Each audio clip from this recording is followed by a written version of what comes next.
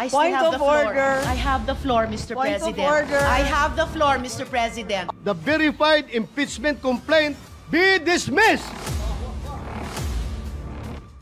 In the spirit of true action, therefore, allow me to end by moving. I respectfully move that in view of its constitutional infirmities and questions on the jurisdiction and authority of the 20th Congress, the verified impeachment complaint against Vice President Sara Zimmerman Duterte be dismissed.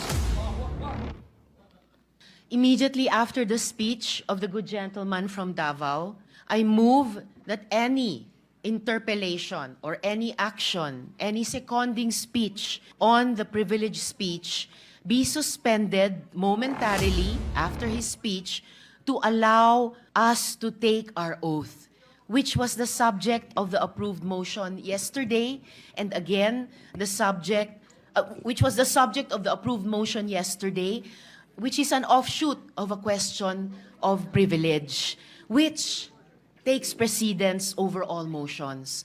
So I restate my motion, Mr. President, to momentarily suspend any action, whether interpellation or seconding speech on the privileged speech of the good gentleman from Davao, para sa wakas bigyang daan yung inaprubahan nating motion kahapon na manumpa na po kaming I still Point have the of floor. order. I have the floor, Mr. Point of President. order. I have the floor, Mr. President, A point to of make order, way Mr. President. for Session- taking of the session oath is before the suspended. presiding officer.